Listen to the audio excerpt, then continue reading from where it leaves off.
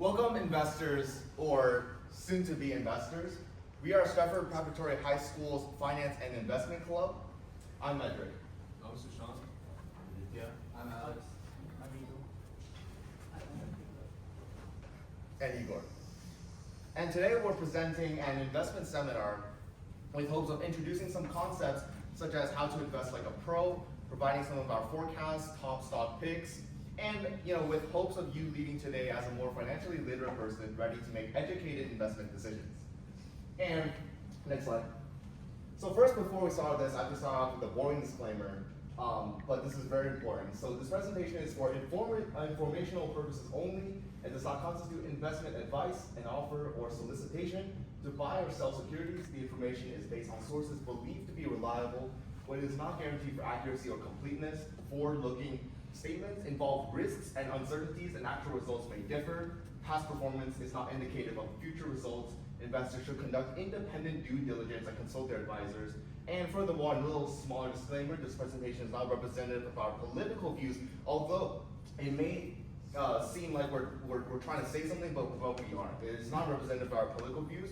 Numbers and news we present in this presentation is only for analytical purposes. Excellent. Okay, so before we begin, I want to introduce our club real quick, as many of you may be familiar with it already. It was first introduced and founded in 2021, so yes, it's when I was in middle school. And it originally began as Global Seeds microfinancing. So we did seed investments for underdeveloped communities around the world. And throughout the course of 4 years, we have raised several $1,000s. And this is also a competitive club, so throughout the years, we've been participating in the Wharton Global Youth Investment Competition. And here are some of our main stock allocations. So late 2022, we had NVIDIA, 2023, we had Amazon, and just now, 2024, we had the China Internet Index. And what we do now is we do workshops and speaker events like these, where we teach people like you how to be financially literate. Next slide. So for the past month, the S&P 500 has dropped more than 10%. And here's where it's moments like these, it's important to be educated and well-informed of finance, because you need to know how to navigate situations like these. And that is exactly why we're here today, to tell you how to go through situations like this where S&P 500 just completely drops. So who knows what a tariff is? Yes? It's a tax on importation of other countries' goods and services. Precisely. So recently, Trump has raised all kinds of different tariffs, for example, 10 to 25% on steel and aluminum, and this has definitely had an impact on the stock market with concerns of recessions going around. And that's what has been happening. That's what's been happening lately. And next slide. And then now this sets the stage for us to provide our forecast for the next 12 months. So for the first 9 months of 2025, we expect concerns of inflation, political uncertainty. It's going to cause to kind of level out. But as it approaches 2026 midterm elections, we do expect Trump to introduce some economically favorable policies, favoring his own party, and it's going to position us for a very, very strong 2026. Next slide. And here's some things to consider. So here's where I want to just issue the disclaimer again. This is not represent for our political views, although the numbers might try to tell some story we are trying to get through. So here's the thing to think about. So under Democratic presidents, we tend to have a little higher return on the S&P 500 annual, and under Republicans, it's a tiny bit lower. Democratic presidents usually promote a little stronger job growth, whereas Republican presidents do business-friendly tax cuts. Democratic presidents promote infrastructure and consumer spending, whereas Republicans do deregulation and corporate tax cuts. And Democratic presidents tend to have lower market volatility and vice versa, Republicans with a little higher. And this is something to think about for the stock market, what it means, what it implies as we rotate throughout these presidencies. Next slide. And now Igor will introduce some sector performance divergent trends. I'll be introducing some of the sectors which we believe will be influenced by continued growth over the next year. AI and robotics, healthcare, and renewable energies are all expected to grow throughout 2025 and into 2026, led by a increase in need, especially in renewable energies. Meanwhile, more traditional sectors such as retail, real estate, and materials will be impacted by tariffs and the associated associated economic recessions, and they are expected to not do as well over the next couple of years.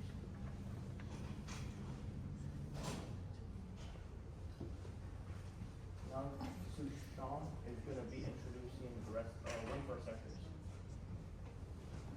So I'm going to talk about some of the key players in the AI and physical AI industries. So there are three main companies: NVIDIA, Microsoft, and Tesla. And I'm going to go over each company individually. So most of you have probably heard about NVIDIA. It's kind of the biggest company in the AI industry right now, and they've been transforming the industry with their GPUs. They power data centers, autonomous vehicles, and other various machine learning applications. And they're one of the best buys for the long term. Now we have Microsoft, which is the biggest software player in the AI industry. They've heavily integrated AI into their services, and they heavily invest billions of dollars into AI each year. Think Azure, Cloud, 365, Windows. All of these products, which most of you probably use on a daily basis, have now heavily integrated AI into them. Now I'm going to talk about Tesla, which most believe is the best long-term physical AI play, as they integrate AI into their electric vehicles, autonomous vehicles, self-driving technology. And like I said, many believe that you should buy it for the long term, as it has a lot of potential to grow with the integration of AI. I want to talk about the consumer tech and digital e-commerce industries as well. So three main players in this industry: we have Apple, Amazon, and we have emerging platforms. So Apple, probably the most famous company here. It's the biggest company in the world. Most of you probably own an Apple product of some sort. They've consistently innovated in their software and hardware, and their consistent innovation in mobile devices and their ecosystem has led to tremendous growth across the board. We have Amazon, which is the most dominant force in the e-commerce industry. Most of you have probably used Amazon at least on a daily basis and use it to buy your products, buy other things. And they've been heavily expanding into various industries, think AI, software, and robotics. And they're also one of the best plays for the long term. Then we have emerging platforms, think like Shopify and other small companies that are disrupting the industry with new and innovative technologies. And of course, their business models. Now, Igor is going to talk about healthcare and biotech. The healthcare and biotech sector is one that we expect to continue steady growth over the next couple of years, led by three key industries. The first one of these is personalized medicine, which uses DNA from every single patient to figure out how to most efficiently treat them and keep them treated for a long term. This is being led by companies such as Thermo Fisher. Another is biotech innovations. As new technologies are developed, we are able to treat diseases such as Alzheimer's and cancer much more efficiently. And the last one is neurological disease treatment. With these new technologies, companies such as AbbVie and Novartis are focusing more and more of their research and money on developing cures for neurological diseases, which are impactful over the long term. Here I'll be introducing three companies which have outperformed over the past 10 years and are expected to keep performing. Keep in mind that the S&P 500 has done approximately 200 to 210% over the past 10 years. The first is Eli Lilly & Co. Eli Lilly & Co. has been around since the 1870s, and now they focus most of their research into serious diseases, as well as being one of the leaders in pharmaceutical companies. They have had over 1,000% return over the past 10 years, mainly focused on their research into serious diseases. Another one of these is Vertex Pharmaceuticals, which was founded in the 1980s. Vertex Pharmaceuticals focuses on therapeutics, as well as neurological disease treatment, as I just mentioned. They have had a 310% growth approximately over the past 10 years. The last one of these companies is AbbVie. AbbVie was only founded in 2013 and went public in 2014. They focus in they have a wide range of focuses in personalized disease treatment, as well as neurological disease treatment, and biotech innovations. Especially currently they're focusing on developing more treatments for Alzheimer's. Next, Allison will talk about more of the numbers of the medical companies. Okay, so adding on to what Igor said, let's talk about some promising statistics that we see in two markets we definitely recommend looking into. First is the global personalized medicine market. Now, this market is expected to grow like almost double in the span of 9 years, with an expected annual growth rate of approximately 8.1%. Next is the precision medicine market, which is expected to triple in the next 11 years,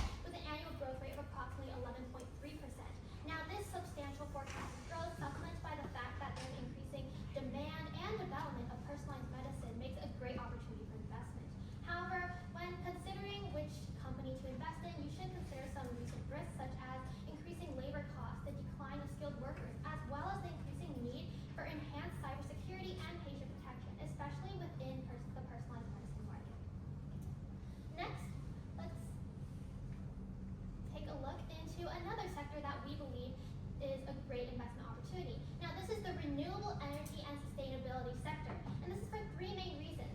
Number one, sustainable practices.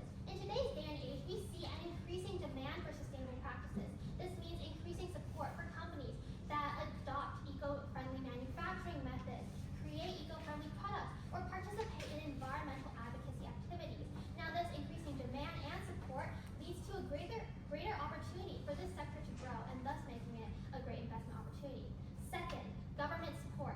Now, with this increasing demand, approximately 80% of consumers gravitating towards such sector, we can see the government also implementing incentives to encourage companies to adopt such sustainable practices. Now, one example is the investment tax credit, which is simply where the government provides tax credit based on the amount of investment a company puts into generating renewable energy. Now, these incentives, along with many others, are a great factor in boosting the growth of such sector. And finally, investment opportunities. Now, as you know, there's increasing demand and increasing government support into the growth of this sector. And as a result, we see many companies and industries start gravitating towards this sector. Now, some that you could consider is the electric, auto, wind, and solar industries, all offering great potential for growth and development. Next is Alex. Alright, so now we're going to cover some pro-level strategies. So what this will essentially do is introduce some strategies that market professionals are using to manage market volatility, minimize risk, and overall generate higher return, right? So you probably want to listen very carefully to some of these strategies we're going to be talking about and try to apply it to your own investment portfolios. Next.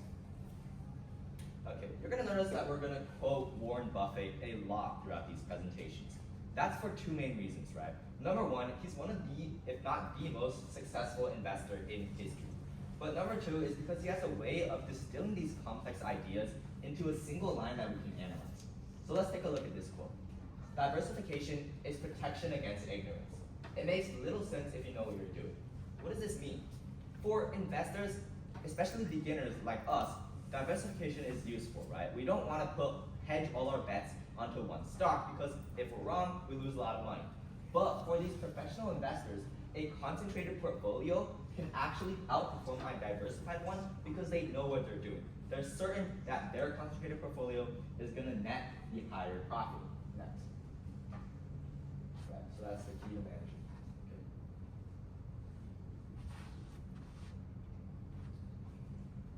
Okay. Okay, stop. So let's first go over the differences between diversification versus concentration. So let's first focus on diversification.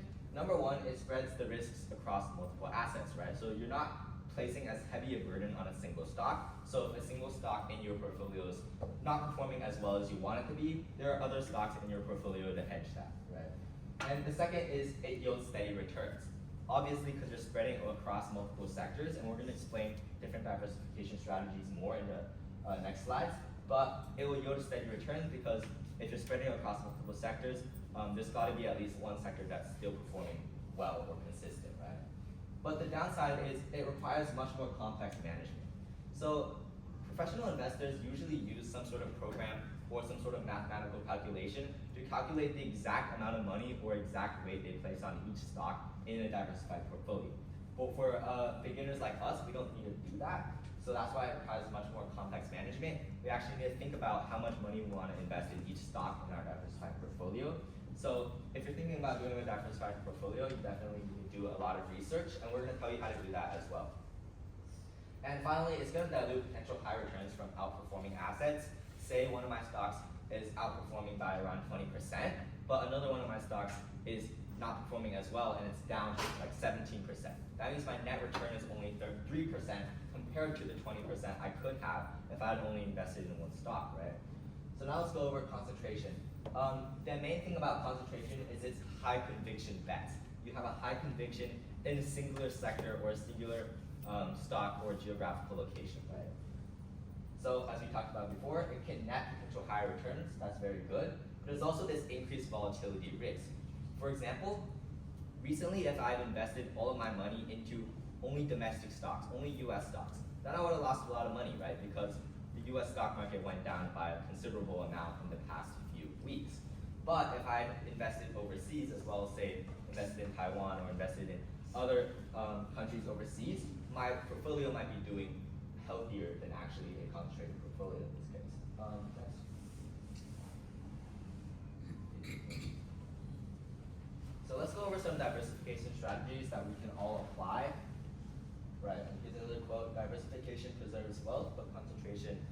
creates wealth or generates wealth, right?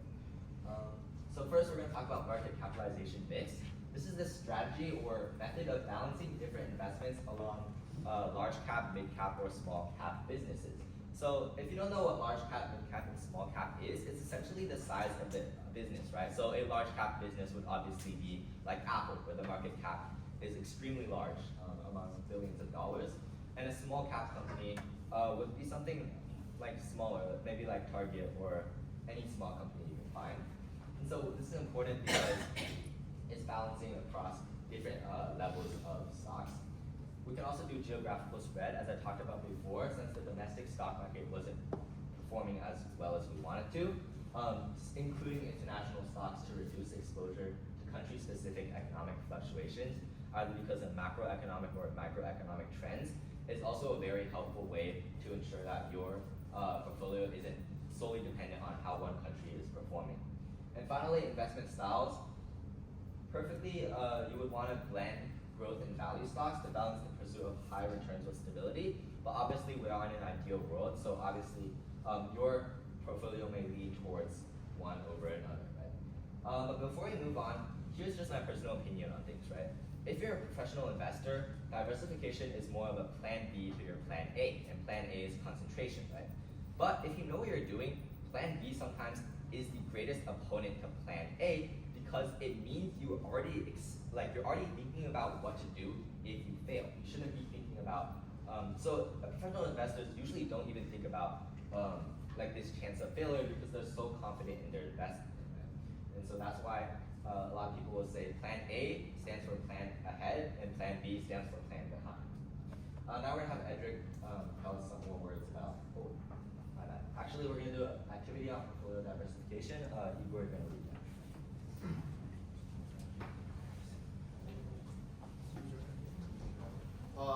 If everyone that wants to participate, just use a device of any sort. It could be a phone, laptop.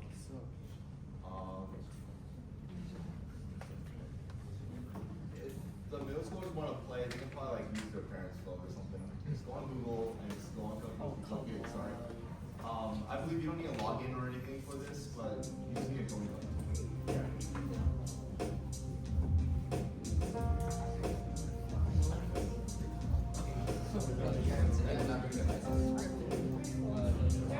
You know, you can use it and you don't like a whole quotation.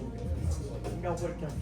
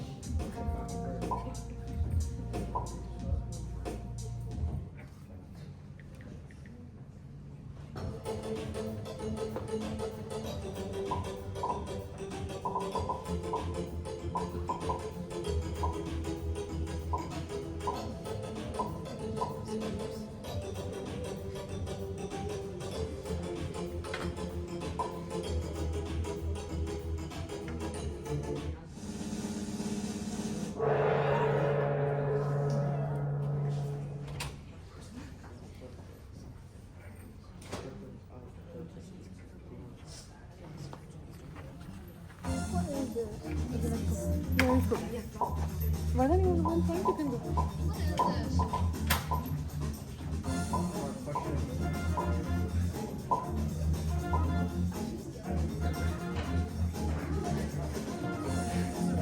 This is not a hard.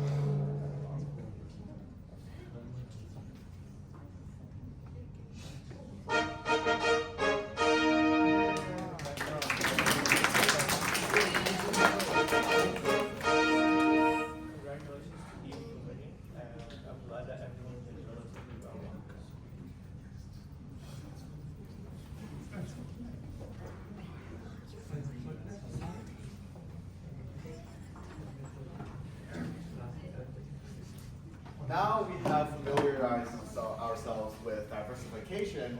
Here's another Warren Buffett quote. Rule number 1, never lose money. Rule number 2, never forget rule number 1.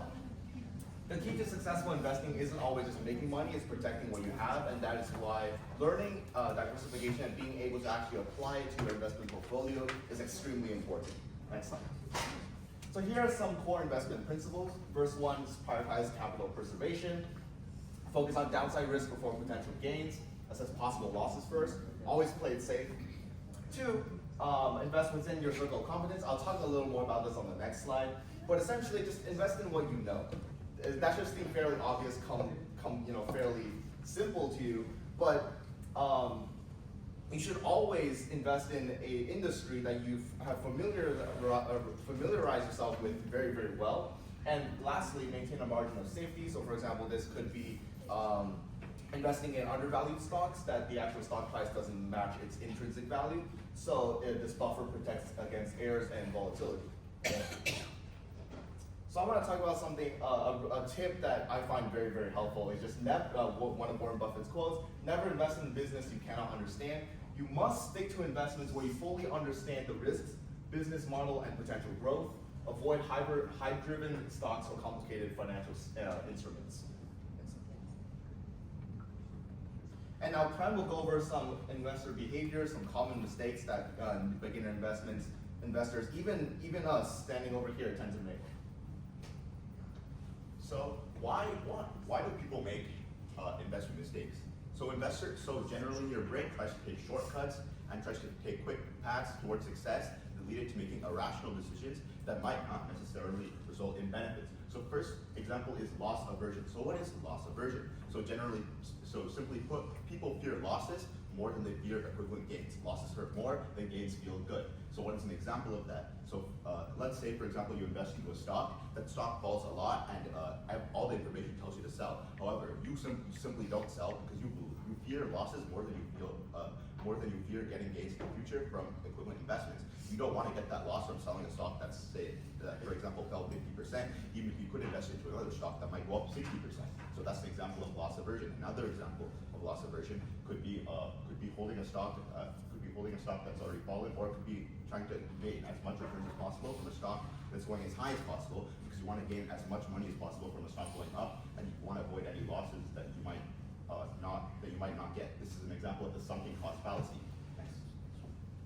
So another example is herd mentality. So what is the herd mentality? People generally tend to trust the advice of a group. So let's say, for example, all your friends decide to invest in one stock. It's a risky stock, there's not much information surrounding it, but all your friends say they believe it's the next big stock. It's gonna go up, there's no way it's gonna go down. So you also invest in this stock, and then guess what happens? That stock goes straight down another 30%. That's an example of herd mentality. You trust the behavior of a herd more than you trust yourself, and you'll tend to follow that herd and follow their advice.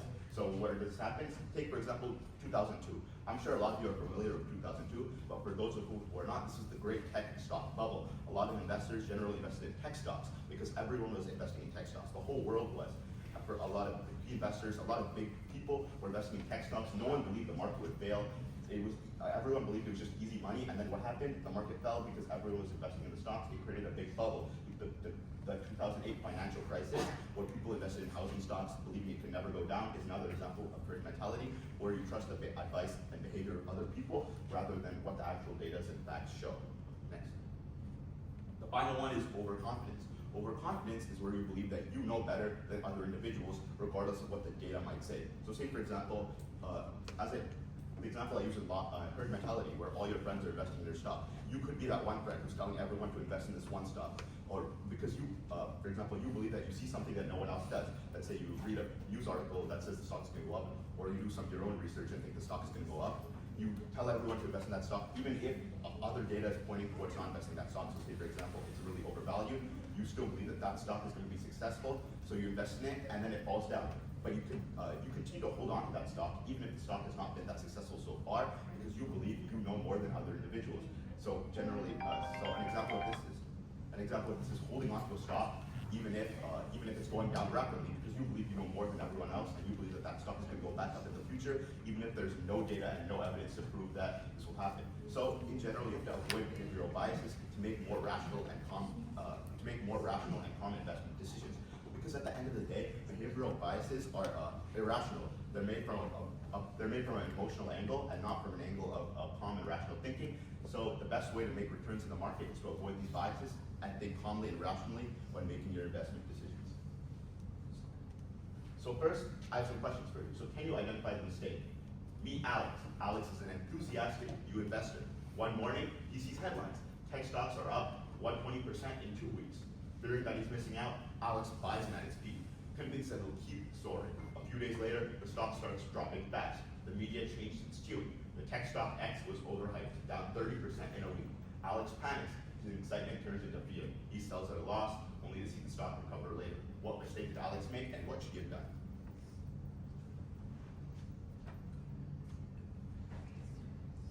Anyone have any suggestions, any ideas? Patience. Patience?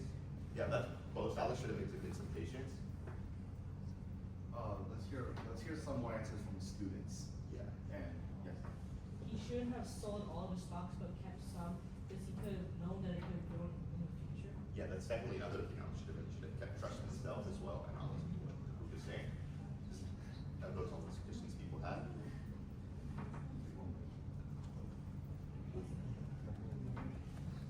Anything that comes. Yeah, anything that comes to mind. These are all just suggestions. Your thoughts on what Alex should have done. Okay. So, what was Alex's mistake? His mistake was chasing the hype and panic selling. He was exhibiting herd mentality and believing what news and other authority figures were saying without actually doing his own research, and then he panic sell against the herd mentality. So, what is the better approach, and how can you not be like Alex and get actual returns from the market? First, do your research before buying. You have to make sure that you yourself know why the stock is going up. You have to make sure that the data really points towards the stock going up and it backs your idea that the stock is going to go up. Don't just blindly follow what news articles say, because they might not have done their research properly as well, and they might not be the most trustworthy sources. Next, avoid knee-jerk reactions. Short-term dips can be common. Remember, you're investing for the long term. You're investing for the future. We don't care about what happens in 1 month. We care about what happens in a span of 10 years. So keep that in mind when you invest. Short-term dips are common. The most important factor and the best way to make money is to invest for the long term. And finally, follow a strategy. Don't listen to the media. Again, follow your own strategy. Trust your own decision making and your own research. If your research is sound, your investments will be sound and your stocks will go up. The key lesson here is that successful investors, like Warren Buffett, for example, stay calm and stick to their plan. If you're making decisions based on fear or excitement, take a step back, look at it rationally and calmly, and then make a decision from there. Next, can you identify the next mistake? The DL loves tech stocks. He believes in the future and puts 90% of his portfolio into just a few big tech stocks. For a while, he's on the top of the world. The market is soaring. The portfolio is up 25% in 6 months. Then, suddenly, a major tech crash happens. Due to rising interest rates, the stocks tumble. His portfolio drops 30% overnight. What mistake did he make? What should he have done? We'll take a couple suggestions. You don't have to, it doesn't have to be right, just we'll have to take some ideas of what things you should have done.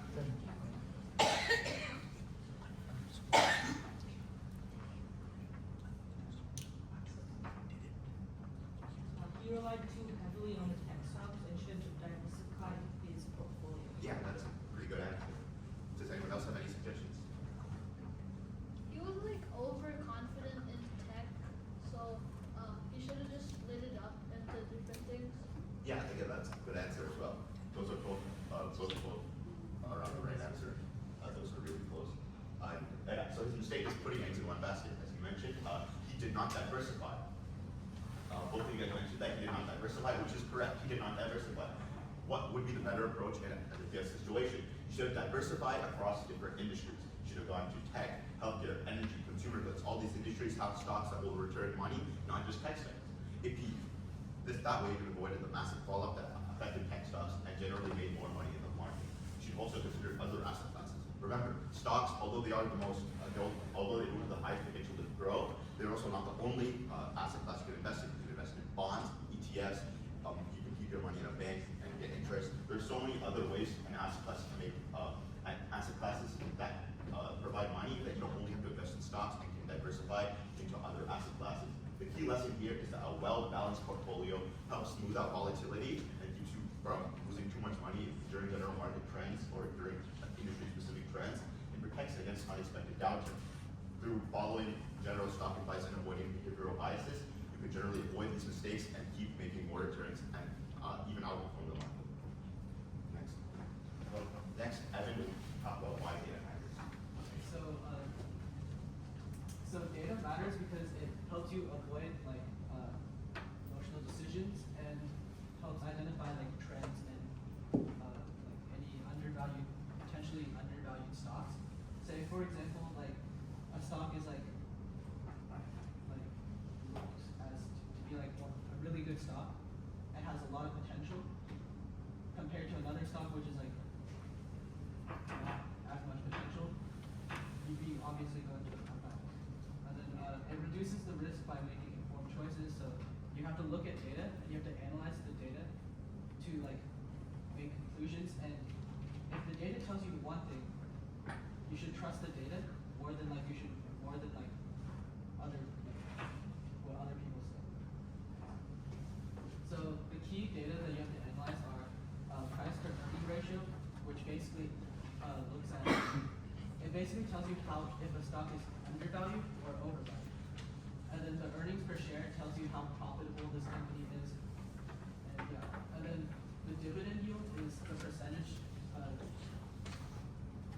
of like dividends relative to the stock price. And then 52-week high and lows. This data gives you like if the stock is it gives you the range values and yeah. And then the volume tells you how liquid the company is and how many shares it has and how big it is. And then market cap gives you like how much the company is worth, how much all the shares that the company owns that are sold out is worth. And then these are the best tools these are the 5 best tools that the stock investors generally use. So Yahoo Finance is mostly is very beginner friendly, and then it's just like basic stocks, and it gives you graphs and charts and then Google Finance, same thing, basically beginner friendly, and incorporates a lot of Google stuff into it, and you can use it to Google Docs, Google Sheets, and you can use it for your personal spreadsheets. And then Morningstar and Seeking Alpha are similar as they both provide investor outlook, sentiment, and they have professionals who write articles every day, and you can read that and get opinions. And, yeah. And then TradingView is kind of hard to use in a way, and it's very advanced for charting and all those stuff. And the charts are kind of sometimes hard to understand, so it's not recommended for beginners, but it's a really good site to use if you and also another quick note, if you guys know any CS or are in or machine learning, you can use that to potentially automate these tasks and make it easier and faster to do it. So you can use models to train and make predictions, conclusions based off data that you the data I explained in the last slide, or all the sentiment, anything you can find online.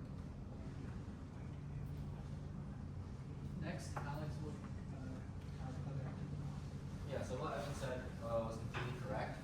Can I get a raise of hands? How many people in this room are in the CS department or did a CS major in college? Just raise your hand if you did. Okay, so not as much as I thought, but it's fine.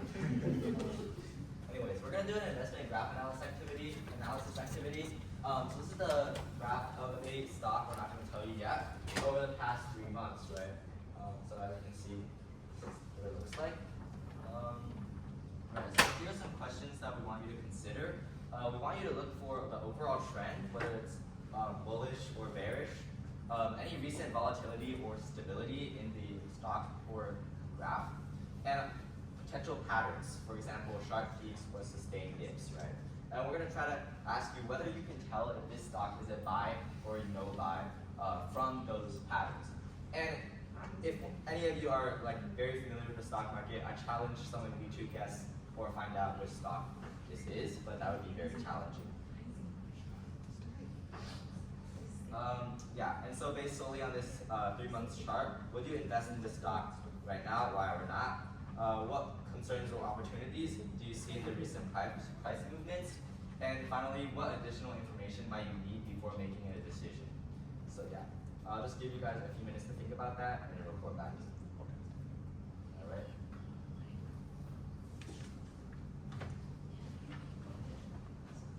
What's the question? Whether it's a buy or no buy.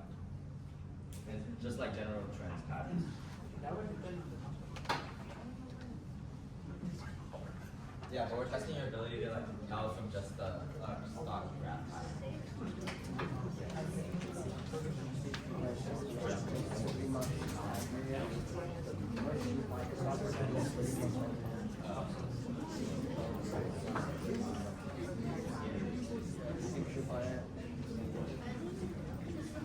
Okay, wait, hold on.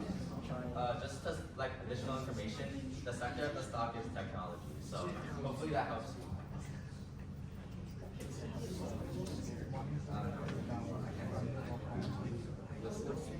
And what's the price to earnings ratio? Well, I'll give it to you. That would be like pretty obvious whether it's Yeah. buy.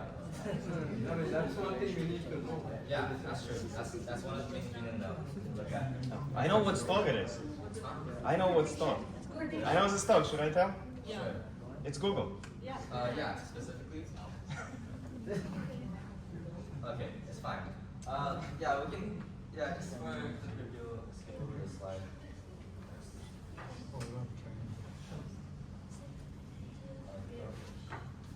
Alright, yeah, so my analysis, stock peaks slightly above, wait, go back.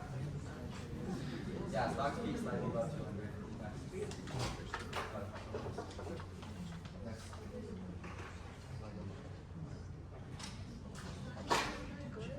Right, it's offset in Class C for those who don't know. So it is Google. Yeah, congratulations, you got it. Let's go over some like analysis. But yeah, how did you do it? How did you guess it? Oh, I watch the Nasdaq market. Oh, I see. I watch those companies. Yeah, I think a few other people in this room got it as well. Go back. Let's go over analysis now. Go back.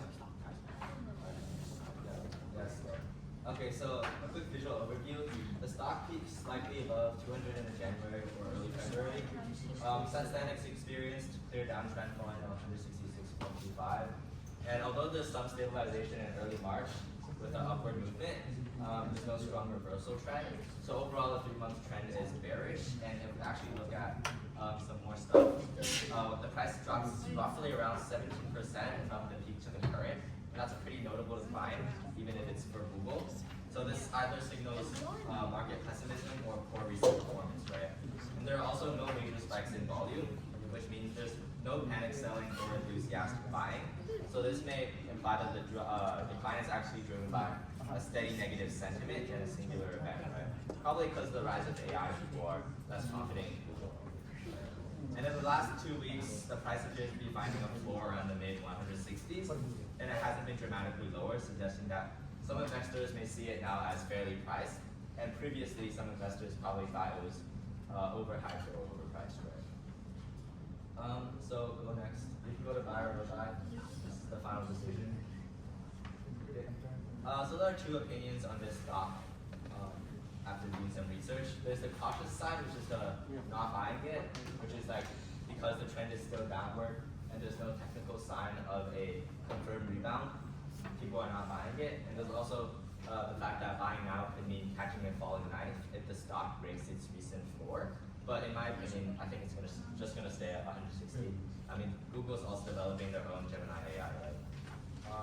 The contrarian view, which is a buy for risk-tolerant investors, the price is like 17% off recent highs, which could be a buy the dip opportunity. And also, if you believe in the company's fundamentals, which I hope most of us do, and think sentiment, you may consider this a decent entry point. Next slide. Yeah, next. Here's the moment we've all been waiting for. Okay, so here's our top singular stock pick for today. And here are some of the reasons before we actually reveal what the stock is. So first, the stock has underperformed for the past 10 years. And recently they had, well, not so recent, but recently they had a new CEO, and this CEO is very well known. They're very legendary. And when we value this company, we rack up to 222 billion, meaning the stock can literally double from this point. Can anyone guess what this stock is? Yes. I'm sure the CEO gave it away. Yes, Intel.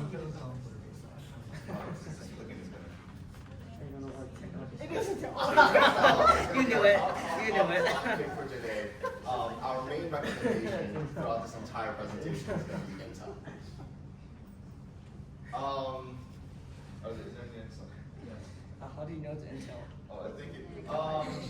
So there's a couple things we want to do before we wrap up this presentation. So first, we have a video for like some of our East Coast partner club in another school, but we also have, I'm sure the middle schoolers have come today with some of their investment reports that I want. So some of them are already set up in the back, but I want everyone to go around, take a look at everyone else's reports, and I want the middle schoolers to like speak on what they've written about, what they've analyzed on their stocks, their pitch. Just pitch it to everyone inside this room. And yeah, so let's start with the video, and if any middle schoolers are confident enough to come up here and provide their pitch, that would also be great. But also you could just sit in the back table and people can come to you. Yeah.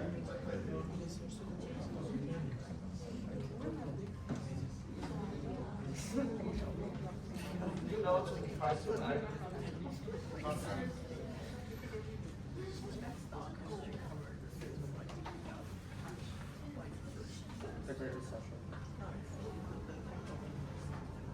Do you know that the price of eggs have skyrocketed by over 400%? Yeah. Something as simple as eggs, once affordable, is now a luxury for most Americans. This isn't just about eggs. This is about a much bigger problem. The relentless rise of the price of groceries, gas, rent have been knocking down families who are already struggling to make ends meet. I have friends that are skipping meals due to much higher food costs. This negatively impacts their health and growth, and they're not alone. This crisis isn't accidental. It's the result of significant economic policy missteps by central banks and governments. Inflation isn't just a number, it's a daily struggle for millions. Hello everyone, my name is David Wu, and it is very nice to meet you here. I'm the co-president of the Business, Economics, and Innovation Club at the Buckingham Brown and Nichols School in Cambridge, Massachusetts. We are proud to be the partner club of Stratford's Investment Club. Our partnership represents an exciting step forward in our shared mission to promote financial literacy, inspire innovation, and foster economic education. As two cornerstone clubs, we are working together to build a collaborative network of student organizations and young leaders across the U.S. dedicated to tackling the world's most pressing economic challenges and serving people and communities like yours, from West Coast to East Coast. I'm honored to share my research on one of the most pressing economic challenges of our time, persistent to move on to the optimal investment portfolio for a persistent high inflation environment. We have developed a well-diversified, well-balanced, and all-weather portfolio. This portfolio is specifically designed to optimize long-term returns while maintaining strong performance across various economic cycles and market conditions, including periods of persistent high inflation. Here's a breakdown of our key allocations and strategic rationale. The healthcare sector allocation is positioned to benefit from revolutionary drug developments and medical innovations. Healthcare provides strong defensive performance, particularly during economic recessions. Next is the energy sector. This allocation captures productivity gains driven by AI transformation in energy efficiency, and it's well positioned to outperform in scenarios of persistent higher than expected inflation. For consumer and regional bets, is focused on capitalizing on the new China bull market theme. These allocations enhance portfolio resilience by leveraging China's distinct economic style, providing diversification, counterbalancing US-centric risks. For the next generation AI leaders, significant allocations to industry leaders in the next generation AI who are driving transformative